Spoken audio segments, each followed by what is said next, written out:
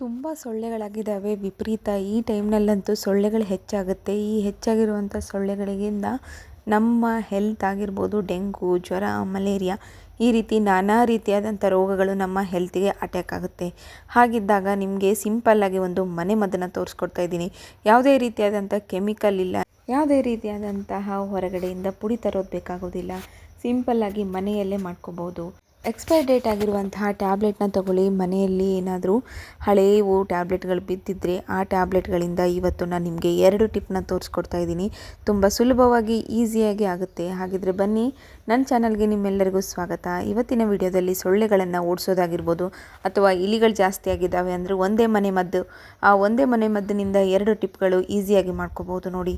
First ನಾನಿಲ್ಲಿ ಸೊಳ್ಳೆನ ಯಾವ ರೀತಿ ಓಡಿಸೋದು, ಯಾವ ರೀತಿ ಈ ಒಂದು ಯಾವುದೇ ರೀತಿಯಾದಂಥ ಕೆಮಿಕಲ್ ಇರಲಾರ್ದೇ ನಾವು ಮನೆಯಲ್ಲೇ ನಾವು ಒಂದು ಕೆಮಿಕಲ್ನ ಯಾವ ರೀತಿ ಸ್ಪ್ರೇನ ತಯಾರು ಮಾಡ್ಕೋಬೋದು ಅಂತ ತೋರಿಸ್ಕೊಡ್ತಾ ಇದ್ದೀನಿ.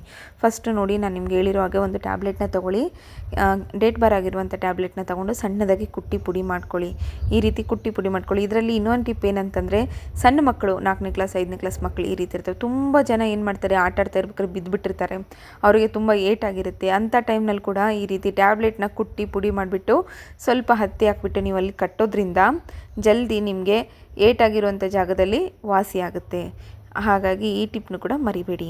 ನೆಕ್ಸ್ಟ್ ನೋಡಿ, ನಮ್ಮ ಮತ್ತೆ ಸೊಳ್ಳೆಗೆ ಬಂದುಬಿಡೋಣ. ಸೊಳ್ಳೆ ಜಾಸ್ತಿ ಆಗಿದ್ದಾವೆ ಅನ್ನೋ ಹಾಗಿದ್ದರೆ ಈ ಟೈಮ್ನಲ್ಲಂತೂ ಜಾಸ್ತಿ ಸೊಳ್ಳೆಗಳಾಗಿರ್ತವೆ. ಸಣ್ಣ ಮಕ್ಕಳಿದ್ದಂದರೆ ಅವರಿಗೆ ಈ ಒಂದು ಸ್ಮೆಲ್ ಆಗಿ ಬರೋದಿಲ್ಲ, ಹೊಗೆ ಬಿಟ್ಟು ಅದರಿಂದನೂ ಹೆಲ್ತ್ ಇಶ್ಯೂಸ್ ಆಗುತ್ತೆ. ಹಾಗೆ ವಯಸ್ಸಿನಾಗಿದ್ದವ್ರು ಕೂಡ ಅಷ್ಟೇ, ವಯಸ್ಸಾದವ್ರು ಕೂಡ ಅಷ್ಟೇ, ಅವರಿಗೂ ಕೂಡ ಅಷ್ಟೇ ಸ್ಮೆಲ್ಗಳು ಆಗಿ ಬರೋದಿಲ್ಲ. ಈ ರೀತಿ ಕೆಮಿಕಲ್ ಫ್ರೀ ಇರುವಂತಹ ಒಂದು ಸ್ಪ್ರೇನ ನೀವು ರೆಡಿ ಮಾಡ್ಕೋಬೋದು.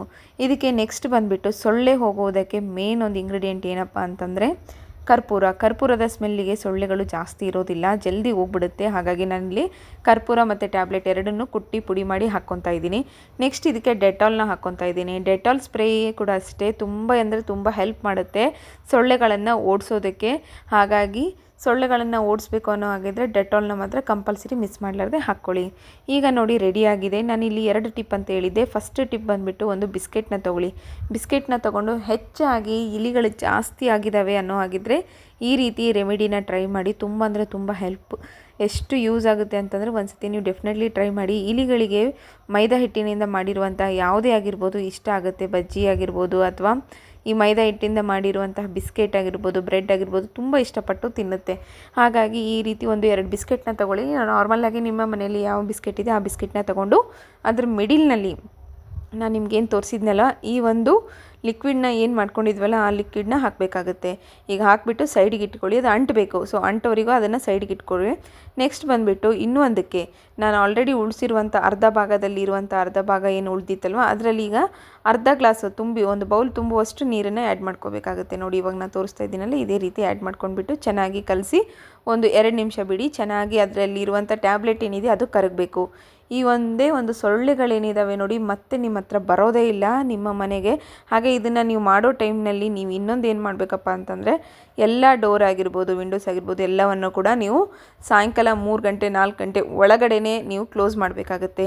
ಹೆಚ್ಚಾಗುತ್ತಿರುವಂಥ ಸೊಳ್ಳೆಗಳ ಕಾಟದಿಂದ ನಿಮಗೆ ಹೆಲ್ತ್ ಪ್ರಾಬ್ಲಮ್ ಆಗೋದು, ಡೆಂಗು, ಮಲೇರಿಯಾ ಈ ರೀತಿ ಅಟ್ಯಾಕ್ ಆಗೋದು.